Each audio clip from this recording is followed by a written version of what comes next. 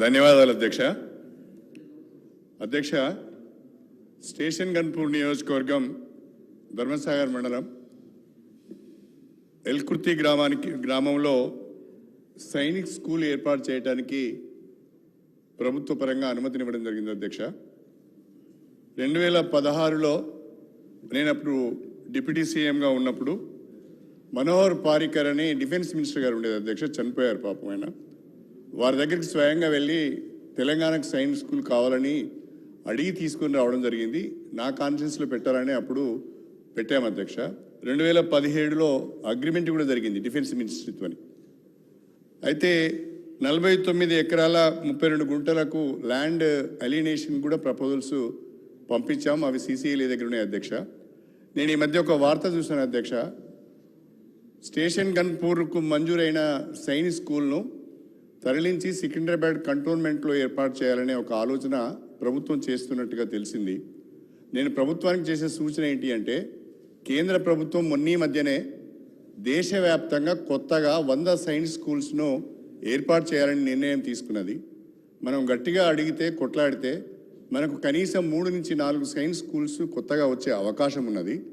కాబట్టి స్టేషన్ గన్పూర్ నియోజకవర్గానికి మంజూరైన సైనిక్ స్కూల్ను యాజ్ ఇట్ ఈజ్గా అక్కడే నిర్మాణం చేయాలని, కొత్తగా కేంద్ర ప్రభుత్వం పైన ఒత్తిడి తీసుకువచ్చి మన రాష్ట్రానికి అదనంగా సైనిక్ స్కూల్స్ తెచ్చుకోవాలని చెప్పి నేను రాష్ట్ర ప్రభుత్వానికి సూచన చేస్తున్నా. ఎట్టి పరిస్థితిలో కూడా స్టేషన్ గన్పూర్ నియోజకవర్గం ఎల్కుర్తి గ్రామంలో ఏర్పాటు చేయదలుచుకున్న సైనిక్ స్కూల్ను మాత్రము మార్చవద్దని, తరలించవద్దని, నిర్మాణాలను వెంటనే చేపట్టాలని చెప్పి నేను ఈ సందర్భంగా కోరుతున్నా. ఇంకొక చిన్న ఇష్యూ అధ్యక్ష, మీరు చెప్పిన 3 నిమిషాల లోపే ముగిస్తాను నేను అధ్యక్ష. ఇంకొక చిన్న విషయము, ఇది మా వర్ధన్నపేట శాసనసభ్యులు నాగరాజు గారికి కూడా ఇదొక పెద్ద సమస్య అయింది. వారికి కూడా ఎన్నికలలో అనేక ఇబ్బందులు పడ్డారు. మడికొండ రాంపూర్ మధ్యన, మడికొండ రాంపూర్ ధర్మసాగర్ 3 గ్రామాల మధ్యన ఒక డంపింగ్ యార్డ్ ఉన్నది అధ్యక్ష.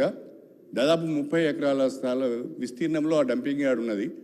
దాని షిఫ్టింగ్ కూడా మడిపల్లి జయగిరి మధ్యన ఒక 150 ఎకరాల జాగా ఉంది. అక్కడికి ఆ డంపింగ్ యార్డ్ని షిఫ్ట్ చేయాలని చెప్పాము. ఈ డంపింగ్ యార్డ్ ద్వారా భూగర్భ జలాలు కలుషితమవుతున్నాయి. త్రాగునీటికి, సాగునీటికి కూడా ప్రాబ్లం అవుతున్నది. కాబట్టి తక్షణమే డంపింగ్ యార్డ్ అక్కడి నుంచి మార్చే ప్రయత్నం చేయాలని చెప్పి కూడా నేను రాష్ట్ర ప్రభుత్వాన్ని కోరుతున్నా. చివరిగా అధ్యక్ష, ఇది తెలంగాణ శాసనసభ్యులందరికీ సంబంధించిన విషయం అధ్యక్ష. మనం అందరం కూడా దీనిపైన ఆలోచించాలని నేను కోరుతున్నా. మొన్న బడ్జెట్ పై చర్చలో కూడా నేను మాట్లాడడం జరిగింది. ప్రధానంగా కాకతీయ రాజులు చాలా గొప్ప రాజులు అధ్యక్ష. మనకు ఎంతో వారసత్వ సంపదనిచ్చారు, కళా సంపదనిచ్చారు. ఆ కాకతీయుల పేరుని ఇప్పటికి కూడా చెప్పుకొని మనమందరం కూడా బ్రతుకుతున్నాం. బ్రహ్మాండమైన నీటిపారుదల వ్యవస్థను వాళ్ళు ఏర్పాటు చేశారు. కాబట్టి నేను రాష్ట్ర ప్రభుత్వానికి, మా శ్రీధర్ బాబు గారు LA మినిస్టర్ గారు ఉన్నారు, మిగతా మంత్రులు అందరూ కూడా ఉన్నారు, నేను మరీ విజ్ఞప్తి చేస్తున్నా, ఎట్టి పరిస్థితిలో కూడా రాష్ట్ర ప్రభుత్వ అధికార చిహ్నం నుండి కాకతీయుల కళా తోరణాన్ని, చార్మినార్ను తొలగించవద్దని చెప్పి మీ ద్వారా ప్రభుత్వానికి విజ్ఞప్తి చేస్తున్నా అధ్యక్ష. గౌరవ సభ్యులు పెద్దలు కడియం శ్రీహరి గారు చెప్పినట్టు సైనిక్ స్కూల్ విషయంలో 2017లో శాంక్షన్ అయినట్టు వారు తెలిపారు అధ్యక్ష. దాన్ని షిఫ్ట్ చేస్తున్నారని చెప్పి వారు చెప్పారు.